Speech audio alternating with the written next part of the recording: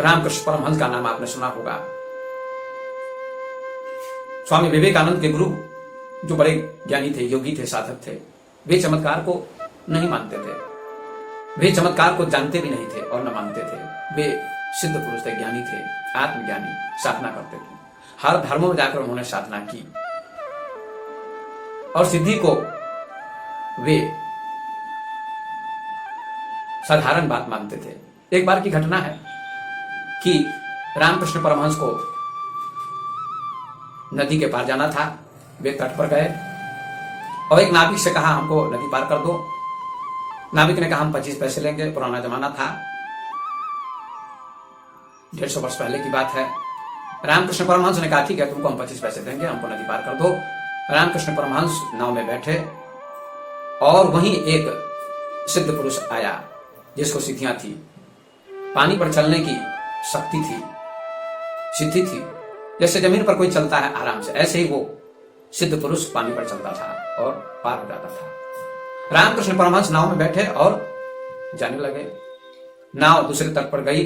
नाविक ने रामकृष्ण परमहंस को नाव से उतार दिया कि अब दूसरा तट आ गया, आप नाव से उतर जाइए। रामकृष्ण परमहंस ने नाविक को, मल्लाह को 25 पैसे दिए और नाविक को धन्यवाद दिया कि तूने मुझे नदी पार करा दिया।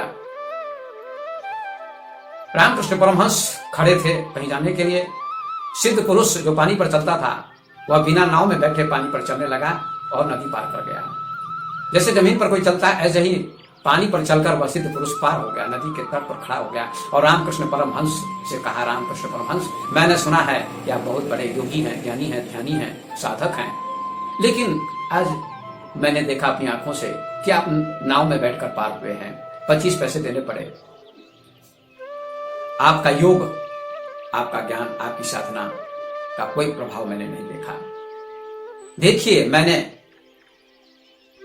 नदी पर पैदल चलकर नदी पार की है, मुझे नाव में बैठने की जरूरत नहीं पड़ी,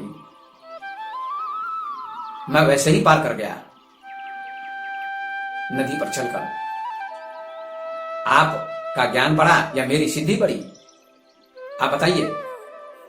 रामकृष्ण परमहंस ने कहा कि सिद्ध पुरुष, तुमने यह जो विद्या प्राप्त की है नदी पर चलने की, पानी पर चलने की, इसमें कितने वर्ष लगे हैं? तो सिद्ध पुरुष ने कहा, 12 वर्ष लगे हैं। मैंने 12 वर्षों तक तपस्या की, साधना की, तो ये सिद्धि प्राप्त हुई है। रामकृष्ण परमहंस ने कहा, तुमने 12 वर्षों की तपस्या का महत्व केवल 25 पैसा दिया। धिक्कार है तुमको। 12 वर्षों की तपस्या का फल 25 पैसा। मैं 25 पैसे में पार कर गया नदी नाव में बैठकर, और तुमने इसकी कीमत केवल 25 पैसे दी। तुम भी नाव में बैठकर पार हो सकते थे। तुम्हें मुक्ति नहीं मिलेगी, मोक्ष नहीं मिलेगा, परमात्मा नहीं मिलेगा। तुम्हें आवागमन के चक्र में पड़ना पड़ेगा, आना पड़ेगा, जाना पड़ेगा। सिद्धि से मुक्ति नहीं मिलती है। रामकृष्ण परमहंस ने कहा, सिद्धि से प्रतिष्ठा मिलती है, सम्मान मिलता है समाज में। ये भी एक कामना होती है कि लोग हमको माने, हमारी प्रतिष्ठा हो, हमारा सम्मान हो, हमारा प्रचार हो, एक कामना होती है। लेकिन रामकृष्ण परमहंस को कोई कामना नहीं थी, वे निष्काम थे। सिद्ध पुरुष रामकृष्ण को प्रणाम किया और कहते हैं कि आप ही ठीक हैं। सिद्धि से ज्ञान बड़ा होता है, साधना बड़ी होती है, योग बड़ा होता है। तो मेरे सज्जनों, आप सिद्धि के चक्कर में मत पड़िए, चमत्कार के चक्कर में मत पड़िए।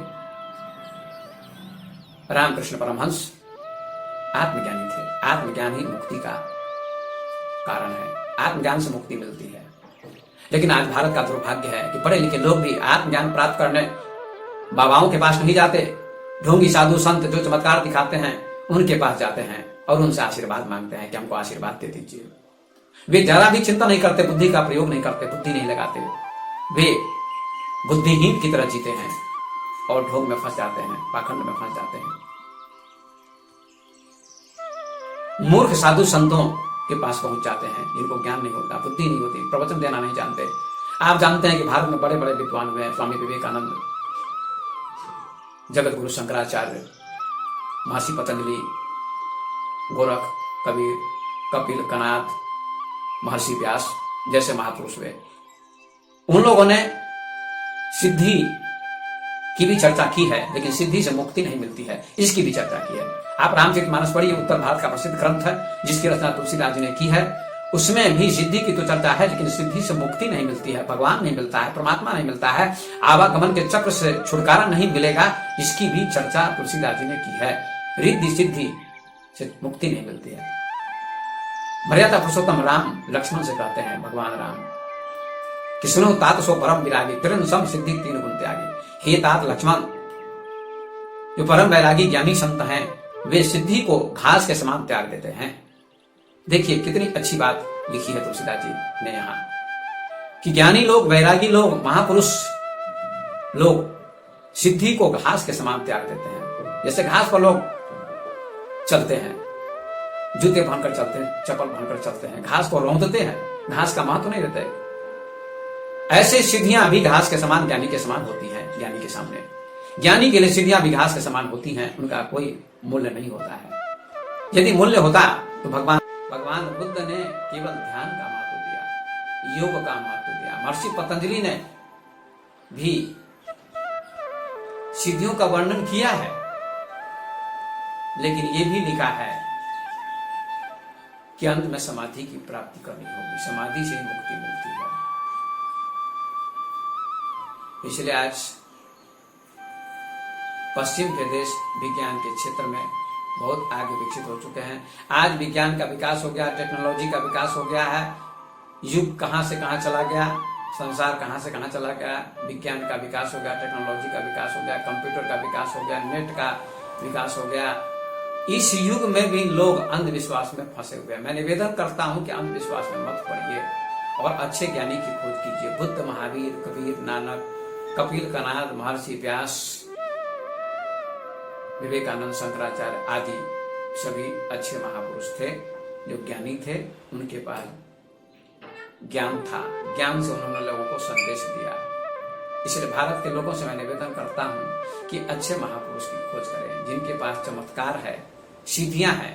वे महापुरुष नहीं, वे गुमराह करते हैं लोगों को, वे लोगों को ठगते हैं, वे लोगों का शोषण करते हैं और लोग भी शोषित होना चाहते हैं।